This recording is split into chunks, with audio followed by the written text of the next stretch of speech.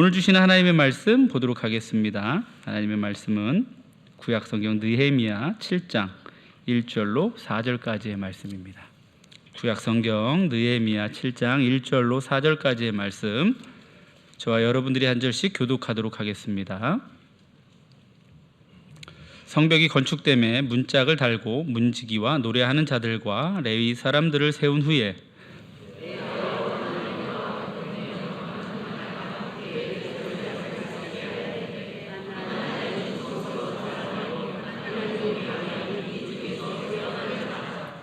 내가 그들에게 이르기를 해가 높이 뜨기 전에는 예루살렘 성문을 열지 말고 아직 파수할 때에 곧 문을 닫고 빗장을 지르며 또 예루살렘 주민이 각각 자기가 지키는 곳에서 파수하되 자기 집 맞은편을 지키게 하라 하였노니 그 성읍은 광대하고 그 주민은 적으며 가옥은 미처 건축하지 못하였음이니라. 아멘. 이 시간 날도 더운 요즘 같은 날 참 없는 것 같습니다. 너무 더워서 어디를 가든지 시원한 곳을 찾게 되어 있죠. 그래서 요즘 이렇게 걷다가 마트나 백화점을 들어가면 정말 시원합니다.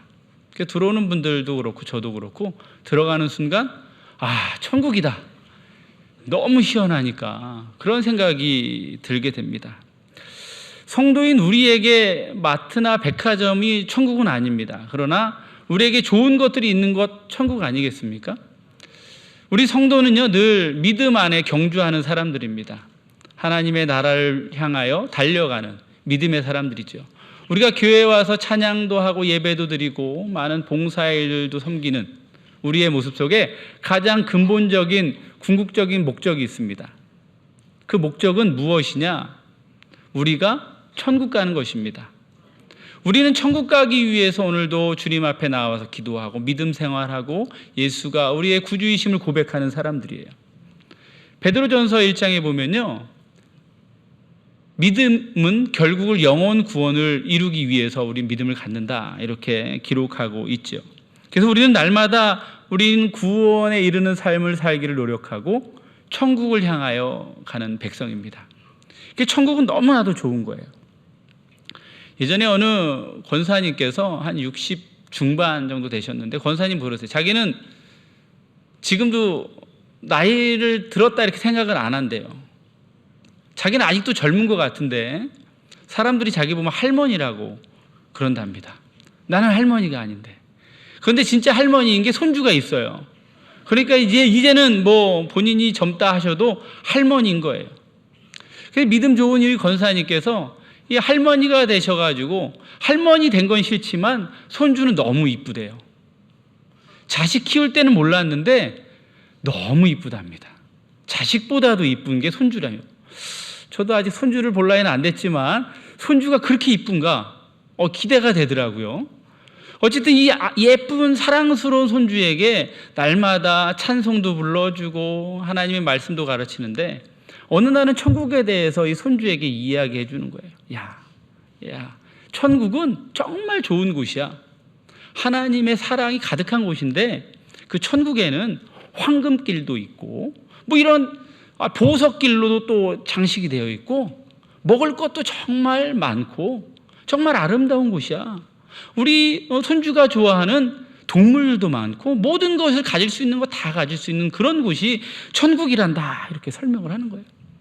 얼마나 아름답습니까? 할머니가 손주에게 천국을 가르쳐주고 말씀을 가르쳐주고 믿음을 심어주는 모습, 정말 아름다운 거예요. 손주는 너무 신기한 표정으로 할머니를 바라보면서 그 권사님을 바라보면서 그랬대요. 할머니, 그러면 할머니가 좋아하는 것도 천국에 있어요? 그럼 천국에 있지. 보고 싶은 사람도 거기에 있고 할머니가 좋아하는 거 천국에 많아. 그러니까 손주가 너무 기쁜 거예요. 마음이 기쁘고 정말 천국을 가보고 싶고 맛보고 싶은 마음이 가득 찬 겁니다. 그러면서 할머니를 향하여 손주가 이야기해요. 할머니, 얼른 천국 가세요. 우리 천국이 좋은 거는 아는데 막상 천국을 가라고 하면 좀 섭섭한 마음도 있기는 마련입니다. 그러나 우리의 신앙의 경주의 끝은 하나님의 나라예요. 하나님과 함께 할 수 있는 그곳, 영원한 생명을 누리고 영원한 복락을 누리는 그 천국이 성도의 궁극적인 목적지라는 거죠. 우리는 그곳을 향하여 늘 달려갑니다. 오늘 느헤미야에 나오는 이스라엘 백성들에게 천국은 어디일까?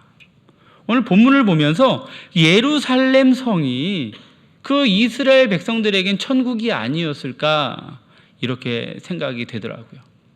이 느헤미야서의 배경을 보면, 잘 살펴보면 예루살렘 성벽이 그 재건될 당시에 이스라엘 백성들은 어떤 상태였는가? 이스라엘 나라가 멸망했습니다. 그리고 바벨론으로 1차부터 3차까지 20여 년의 시간 동안 포로로 계속 잡혀갑니다. 여러분들 포로가 뭔지 아시죠? 전쟁에서 잡힌 적을 사로잡은 것을 포로라고 하는 거예요. 그럼 포로의 삶은 어떤 삶일까요? 자유가 없는 삶이에요. 핍박이 있는 삶입니다. 내가 원하는 것을 할 수 있는 것이 아니에요. 부요한 것이 아무것도 없습니다. 윤택한 삶이 아니에요.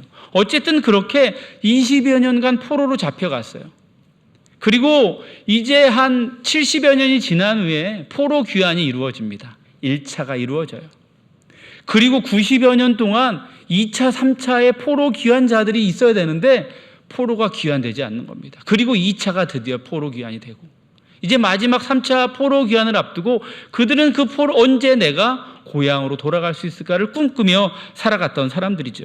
점령군에게 자신들의 모든 것을 빼앗기고 삶의 자리를 다 빼앗기고 100여 년이라는 시간 동안 이방 나라에 살던 이스라엘 백성들입니다. 그 시간이 얼마나 긴 시간이에요.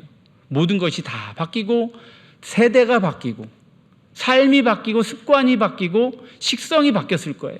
모든 것이 바뀐 그 시간, 인간 이하의 삶을 취급을 받으며 노예로 살아갔던 그 이스라엘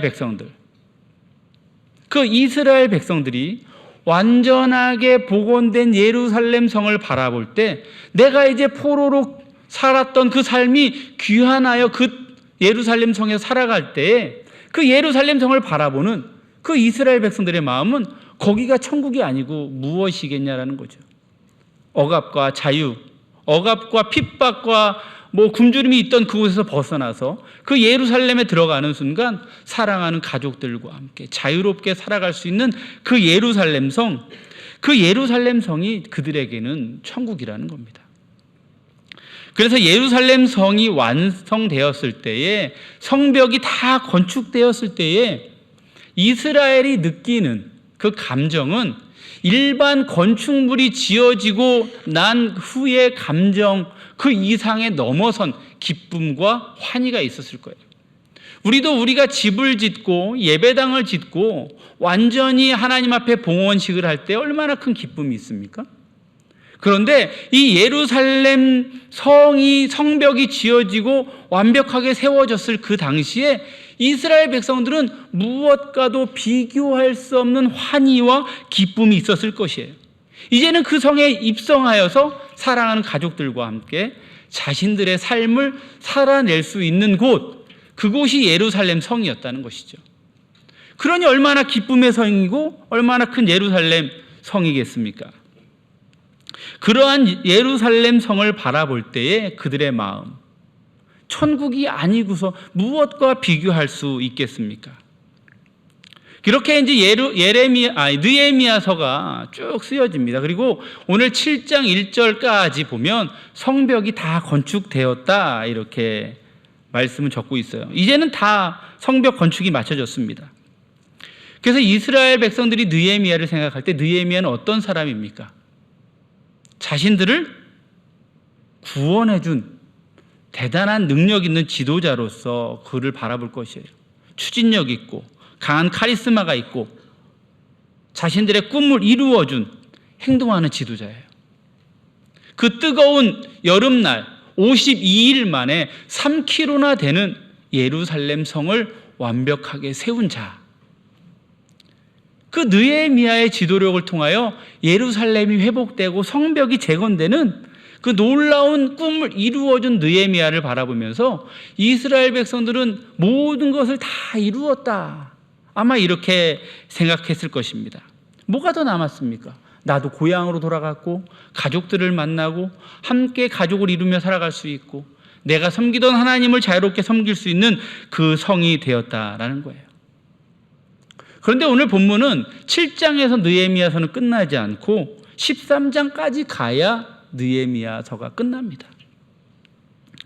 그렇다면 성벽 재건의 모든 공사의 기간들은 7장으로 마쳤는데 문짝도 달았는데 무엇이 더 필요하겠습니까? 그 예루살렘 그 성벽 재건에서 한 걸음 더 나아가 그 성이 거룩한 성, 하나님이 기뻐하시는 성, 하나님을 찬양하고 예배하는 성이 되기까지 더 한 걸음 나아가야 한다는 거예요. 여러분들 여호수아서를 보면요, 여호수아서도 마찬가지입니다. 젖과 꿀이 흐르는 가나안 땅으로 들어가는 정복 전쟁이 막 이루어지는 그것이 쓰여진 것이 여호수아입니다. 애굽 땅에서 종살이하던 이스라엘 백성들을 모세가 출애굽시켜요. 막 이끌고 나오죠. 그리고 40여 년의 광야의 그 고달픈 시간을 보내고 드디어 가나안 땅이 보이는 겁니다. 모세는 여러 가지 이유로 가나안 땅을 들어갈 수는 없었지만 그 느보산에서 가나안 땅을 바라보며 이스라엘을 축복하고 그 땅에서 살아갈 이스라엘들의 미래를 바라보며 기도하는 모세의 모습을 볼 수 있어요. 그리고 여호수아가 이어서 이스라엘의 지도자가 됩니다. 그리고 드디어 가나안 땅으로 들어가죠. 그리고 가나안에 있는 많은 이방 민족들을 점령하고 정복한 후에 그 땅 가운데 살아가요. 근데 여호수아도 24장까지의 책인데 그 12장, 12장 안에 모든 정복 전쟁이 끝납니다. 그리고 나머지 그 12장의 내용은 거룩한 성, 예루살렘 그 가나안 땅에 하나님의 나라를 세워가는 일들에 대하여, 믿음의 공동체를 세워가는 일들에 대하여 쭉 적고 있는 것이죠. 오늘 느헤미야서도 마찬가지입니다. 성벽을 재건했지만 그 안에 살아가야 할 이스라엘 백성들이 하나님 안에서 어떻게 살아가야 할 것인가. 물리적인 성벽은 세우고 이제 모든 것은 이루고 육체적인 모임은 가졌지만 이제 정신적으로, 신앙적으로 우리가 더 하나님 앞에 나아가야 할 것들을, 더 완벽하게 세워갈 것들을 준비해 나가는 것들이 나머지 13장까지의 내용이에요. 믿음의 공동체를 세워가는 일들. 우리에게 익숙한 신명기 사관이라는 말이 있죠. 신명기 사관은 역사적인 특징으로 보면 순종과 불순종의 이야기입니다. 그래서 순종하면 복을 받고 불순종하면 저주를 받는 그러한 이야기로 신명기 사관의 책들이 있습니다. 쭉 내려가면서 하나님 앞에 순종할 때 하나님이 큰 복을 주시지만 하나님의 말씀을 듣지 않고 하나님을 떠날 때는 하나님이 징계를 내리시는 거예요. 그래서 범죄하고 하나님 앞에 징계받고 회개하고 구원받는 이러한 패턴들이 계속 돌아가는 것을 신명기 사관이라고 이야기합니다. 이러한 모세의 언약을 중심 사상으로 가지는 이 신명기 사관을 통해서 이스라엘 백성들은 하나님의 말씀을 지키는 것이 자신들에게 얼마나 중요한 것인가를 깨닫게 되는 거예요. 그리고 그 말씀을 지킴을 통하여 하나님 앞에 복을 받는 것이죠. 그것이 여호수아, 사사기, 사무엘상하, 열왕기상하 이 책들을 그 신명기 사관으로 쓰여진 책들입니다. 하나님의 백성으로서 말씀을 잘 들어야 하는 그러한 당위성에 대하여 잘 기록하고 있는 책이죠. 더불어서 느헤미야서는 어떤 책이냐? 역대기 사관을 갖고 있는 책입니다. 신명기 사관과 나란히 있는 책인데 이 역대기 사관은 어떠한 사람들을 대상으로 쓰느냐? 같은 동일한 이스라엘 사람들인데 포로 이후에 쓰여진 책입니다. 역대상하, 느헤미야, 에스더 이 책들은요 포로로 귀환한 이스라엘 백성들을 향하여 쓴 책이에요. 그러니까 여기에는 어떤 내용이 있을까요? 나라를 잃고 살았던, 포로되었고 이방에 살았던 이스라엘 백성들에게 어떻게 하나님을 섬기고 예배하고 자신들의 정체성을 깨닫고 제사를 지내고 또한 삶을 구별하는지를 깨닫게 해주는 책들이 역대기 사관의 책들이라는 거죠. 겨우 명백만 유지하면서 살았잖아요. 100여 년을. 그리고 이제 돌아왔습니다. 이제 돌아왔던 그들에게 그들의 삶의 자리에 삶의 모습들을 변화시키고 이방의 모습들은 다 벗어내고 하나님의 자녀로서 그들의 삶의 모습을 가르쳐주기 위해 적은 책들이 역대기 사관의 책들입니다. 그러니까 느헤미야는 거기에 들어간 책이에요. 아직까지도 예루살렘 성에 돌아와 살지만은 아직도 그 바사의 속국으로 살아가고 있는 겁니다. 그러나 그들에게 예루살렘 성이 중요한 것임을 깨닫게 하는 것이죠. 그래서 이 역대기의 특징을 보면 성전 중심입니다. 유다 민족 중심이고 하나님의 선민으로서의 정체성을 깨닫게 해주는 내용들이 잘 적혀져 있으며 제사 중심적인 삶을 어떻게 사는 것인가, 유대 공동체는 어떻게 살아갈 것인가를 그 역대기 사관은 잘 적고 있는 거예요. 그래서 결국 느헤미야의 내용도 그 내용이 담겨 있다는 거예요. 포로에서 돌아온 이스라엘 백성들이 어떻게 하나님의 백성으로서의 정체성을 회복할 것인가, 그리고 그들이 하나님이 기뻐하시는 제사를 어떻게 드릴 것인가 다시 한번 가르치고 교훈하는 그러한 책이라고 볼 수 있는 것이죠. 그러니까 남유다 중심의 성전 중심의 제사 중심의 기록이 있는 책이 느헤미야 선거예요. 신앙인의 삶의 바운더리를 경계를 정해주는 것이죠. 역대기 사관에 속하는 책들은 그 유대인들이 비록 나라를 잃었지만 성전을 통하여 그래도 하나님이 너희와 함께 계신다. 성전 안에 머무시는 하나님을 의지하며 소망을 잃지 않고 살아가라는 내용들이 끊임없이 적고 있는 것입니다. 그래서 이 성전 중심의 공동체를 이루기 위해서 쓰여진 책이 느헤미야예요. 그러니까 느헤미야서에 있어서 예루살렘 성은 너무나도 중요한 것이죠. 하나님의 임재가 있는 곳. 세상에 많은 환난과 핍박이 있고 나라를 비록 잃은 슬픔 가운데 있지만 우리가 예루살렘 성전 안에 머문다면 하나님이 우리와 함께 하신다. 예루살렘 성전을 통하여 우리가 예배하고 하나님의 은혜를 나누고 기쁨을 누릴 수 있는 하나님의 백성의 삶을 살아낼 수 있다라고 이야기하는 책이 느헤미야 선거예요. 오늘 본문을 보면 성벽 재건 후에 1절의 내용이 이렇게 나오죠. 성벽이 건축됨에 문짝을 달고 문지기와 노래하는 자들과 레위 사람들을 세운 후에 이렇게 나옵니다. 문짝을 달고 문지기를 세웠다라고 적고 있습니다. 문짝을 달았다. 성벽을 다 만들었고 이제 마지막으로 문짝을 달았습니다. 이제는 들어올 수가 없어요. 문짝을 통과해 문을 열고 문을 들어와야 예루살렘 성 안에 들어올 수 있는 겁니다. 문을 지켰다는 거예요.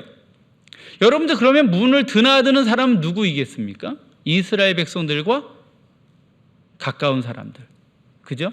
그들을 해하지 않는 사람들, 그들의 삶에 관계하는 사람들, 영향력을 미치는 사람들이 그 문으로 드나들었다라는 거예요. 이것은 우리가 누구를 만나느냐, 누구와 교제하느냐가 중요하다는 것이죠. 이 느헤미야서는 다시 한번 하나님의 사람으로 살아갈 수 있도록 적어놓은 책이라고 말씀드렸어요. 그러면서 문짝을 달고 문지기를 세워서 그 문을 통제했다라는 것은 그들의 신앙의 정체성이 그 문에도 많이 영향이 있다는 거예요. 누구를 만나고 어떠한 사람을 대하고 어떠한 문화가 들어오는지 그 문을 통해서 다 오는 거예요. 여러분, 우리 자녀를 키우면서 우리 자녀들이 누구 만나는지 궁금하시지 않습니까? 어떤 친구 만날까? 쟤는 오늘 나가서 어떤 친구와 지내고 왔을까? 늘 궁금한 거예요. 왜냐하면 우리 자녀를 내가 객관적으로 볼 수 없지만 우리 자녀가 만나는 친구를 봄으로 인하여 우리 자녀의 모습을 볼 수 있는 거예요. 우리 자녀와 어울리는 그 친구들의 모습이 우리 자녀의 모습이라는 거예요. 우리 자녀의 친구들은 좀 불량한데 우리 자녀는 그렇지 않고 순진하다. 그렇게 믿지 마세요. 어울리는 사람, 어울리는 친구들이 우리 자녀의 실제적인 모습입니다. 여러분들 술, 담배를 즐기는 아이들이 있어요. 뭐 일찍 하는 아이들도 있고 뭐 늦게 대학을 가서 하는 아이들도 있고 성인이 돼서 하는 사람들도 있습니다. 그 자리를 자꾸 가면 그 자리에 동화되는 거예요. 술도 안 하던 사람이 술도 하게 되고 담배도 안 하던 사람이 담배도 하게 되는 겁니다.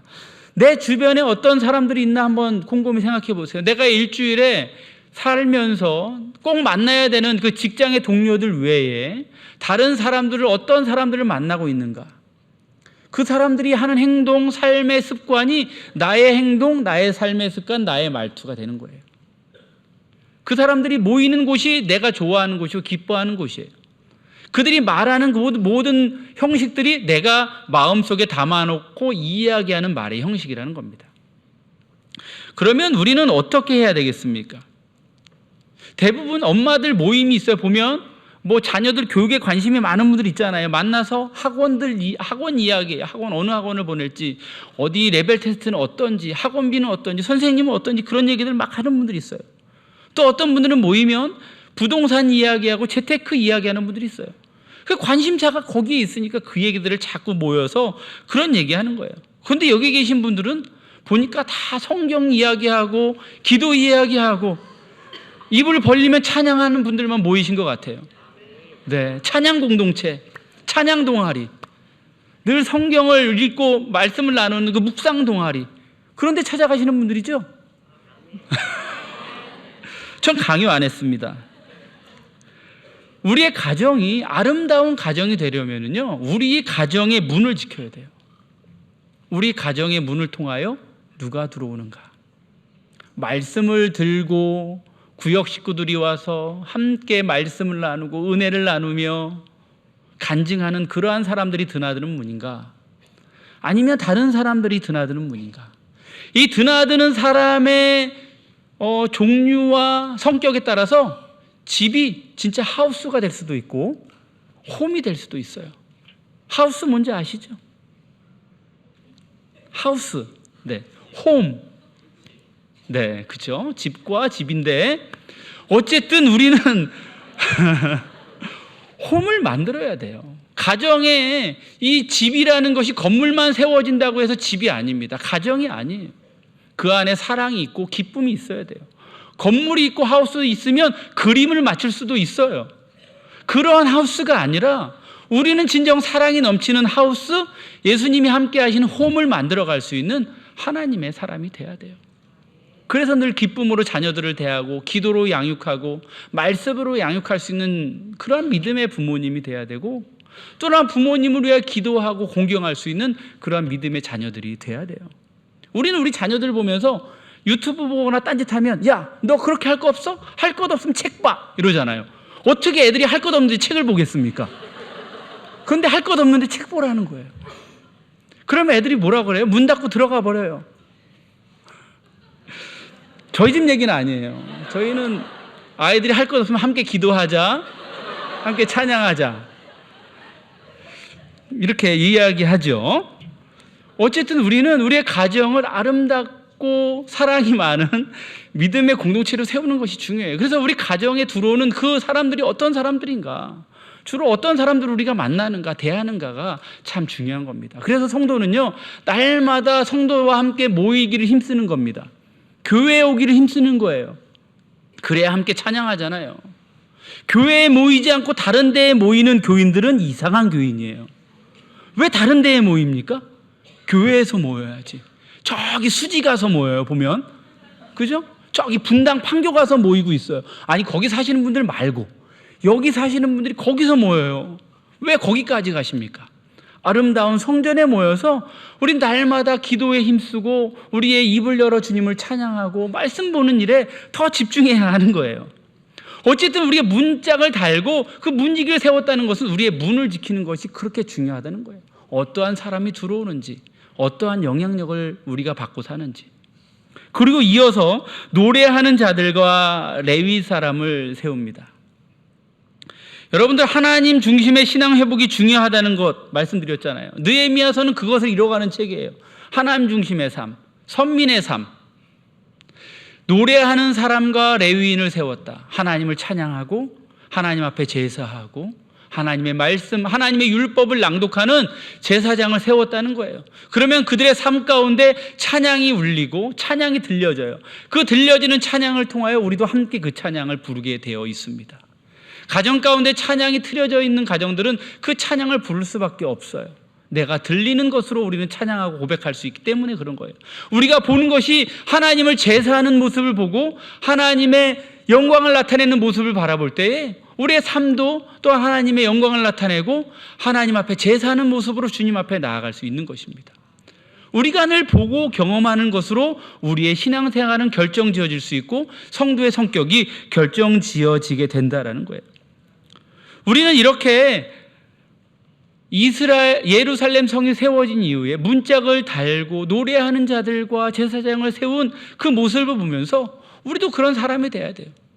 근데 우리는 어떨 때 하나님 앞에 더 나아갑니까? 우리의 삶에 문제가 생겼을 때. 문제가 생겼을 때는 기도해요. 문제가 생겼을 땐 주님을 붙잡습니다.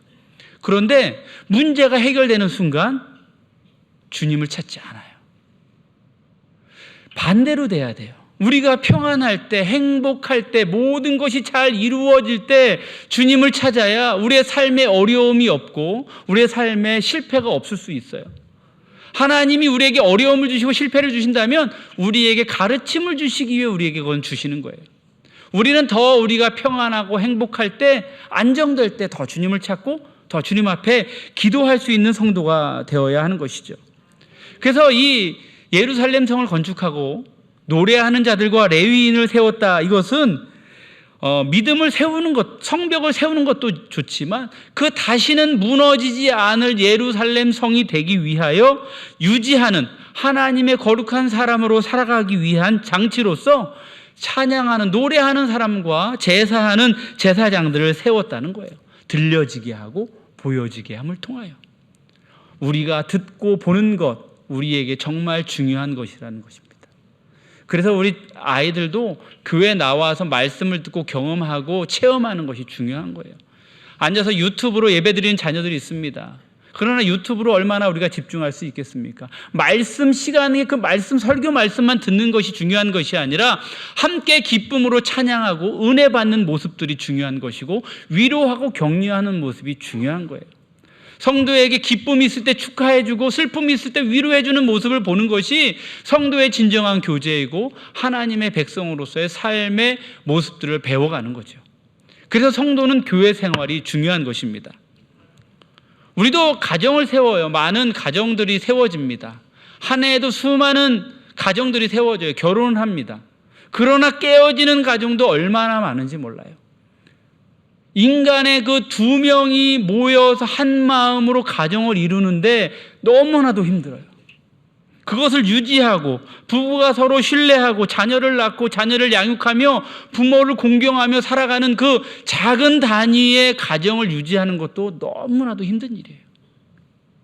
그런데 믿음의 공동체를 이루고 우리가 한 마음 되어 한 하나님을 섬기고 예배하며 기쁨으로 교회를 세워간다는 것은요, 너무나도 어렵고 힘든 일입니다.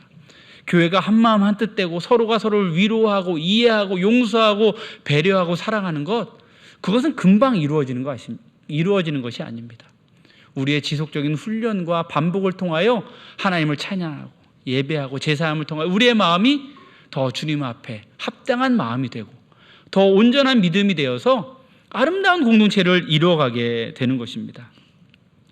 우리의 삶의 명확한 방향성과 우리의 성도의 자세를 기억하는 것이 이렇게 중요한 거예요. 그렇게 믿음의 공동체를 세우기 위해서 하나님은 느헤미야를 통하여 하나님과 또한 하나냐를 세우게 하시고 또 성벽에 많은 지키는 일들을 말씀하세요. 언제 성문을 열어야 하는지, 언제 들어와야 하는지, 누가 다스리고 누가 지킬 것인지, 그 모든 것들을 적어주시는 이유는 그들의 삶에 안전장치를 주시는 거죠. 그것이 삶의 습관이 되고 그것이 그들의 믿음을 지키는 역할들을 함으로 그 삶의 자리에서 하나님만을 바라볼 수 있게 만들어주는, 하나님을 예배하는 공동체가 되기를 원하시는 하나님의 장치들이 느헤미야 이 설을 통하여 쫙 적고 있다는 것입니다. 요즘 올림픽 기간입니다. 파리 올림픽, 우리나라 정말 선수들 너무 잘하는데 어김없이 올해도 양궁이 휩쓸었잖아요. 어떻게 그렇게 메달을 잘 딸 수 있을까? 많은 분들이 연구도 한답니다. 한국인이 어떻게 활을 잘 쏠까? 그 심박수를 요즘은 잰다고 하잖아요. 그런데 우리나라 선수들의 심박수는 활 시위를 당기는 순간 떨어진대잖아요. 70까지 나온대요. 70이면 잠자는 수준이라고 이야기하잖아요. 잠자는 수준의 심박수. 어떻게 올라가야 되지 않겠습니까? 긴장되는데. 그것은 수많은 훈련을 통하여 모든 상황들을 시뮬레이션하며 그들의 삶을 만들어간 거예요. 어떠한 상황 속에서도 안정을 유지할 수 있는 그런 루틴을 만들고 여러 가지 자극을 경험한 후에 그들이 올림픽에 출전한 거죠. 아름답게 금메달을 딸 수 있게 된 것입니다. 그 야구 선수들도 루틴이라는 것이 있어요. 나오면 타자들이요, 모자를 만지고 코를 만지는 선수들도 있습니다. 축구 선수들도 루틴이 있습니다. 막 발을 구르는 선수들도 있어요. 운동 선수들 중에 가장 유명한 루틴으로 유명한 사람이 있습니다. 그 테니스 선수, 그 라파엘 나달이라는 선수예요. 그 선수는 그 루틴으로 정말 유명한 선수입니다. 그 한번 보시면 발을 구르고 옷을 당기고 코를 만지고 귀를 만지고 번갈아 가면서 바지를 빼내고 여러 가지 몸 동작을 하고 그 다음에 라켓으로 발을 털어요. 그리고 시작합니다. 근데 얼마 전에 이제 몇 년 전에 경기하는 도중에 심판이 그 나달의 경기 중에 경기를 멈춘 거예요. 그리고는 볼보이 소년에게 무슨 일인가를 지시합니다. 그리고 카메라가 그걸 잡았어요. 카메라가 쫙 비쳤는데 보니까 나달의 물병이 쓰러져 있는 거예요. 나달의 그 선수의 루틴 중에 물병을 이렇게 가지런히 세우는 루틴이 있습니다. 그 상표가 앞을 향하게 잘 세워놔야 그 다음에 경기를 할 수 있어요. 쓰러져 있으니까 세워놓으라는 거죠. 그러면서 청중들이 박수를 치고 나달이 막 웃었어요. 하여튼 이런 루틴이라는 것이 있습니다. 이러한 운동 선수들의 루틴이라는 것은요, 자신들의 운동 능력을 최대한 이상적인 상태로 끌어올리기 위해서 하는 행동이래요.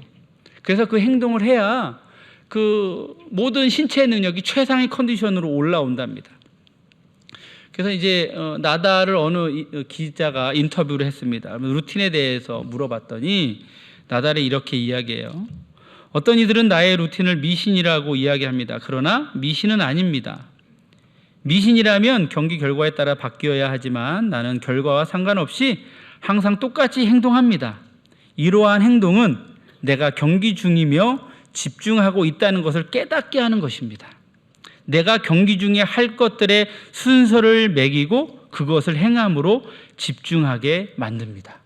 이렇게 얘기했어요. 이게 저는 이 인터뷰를 보면서 이게 우리 신앙에 정말 도움이 될 만한 이야기를 이분이 했구나. 그 루틴을 하는 이유가 뭐라고 이야기했죠? 내가 경기 중에 있구나라는 걸 깨닫게 해준다는 거예요. 그리고 내가 집중하고 있다는 것을 깨닫게 해준다는 것이죠.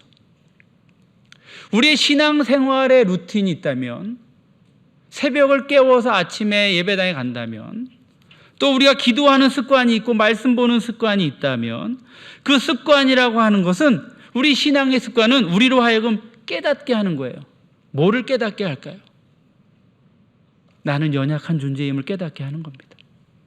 죄악이 많은 세상 가운데 살아가는 부족한 종임을 깨닫게 하는 거예요. 하나님만이 나의 구주이심을 깨닫게 하는 겁니다. 하나님이 나의 위로자이심을 알게 하는 겁니다. 세상의 모든 문제의 답이 주님께 있음을 깨닫게 하는 거예요. 세상의 모든 정답은 기도에 있음을 깨닫게 하는 것이 우리 신앙생활의 습관이 돼야 되는 거죠. 내가 기도하는 습관, 찬양하는 습관, 예배하는 습관이 우리로 하여금 하나님 없이는 살 수 없는 인간임을 고백하게 하는 그러한 창치임을 우리는 기억해야 한다는 거예요.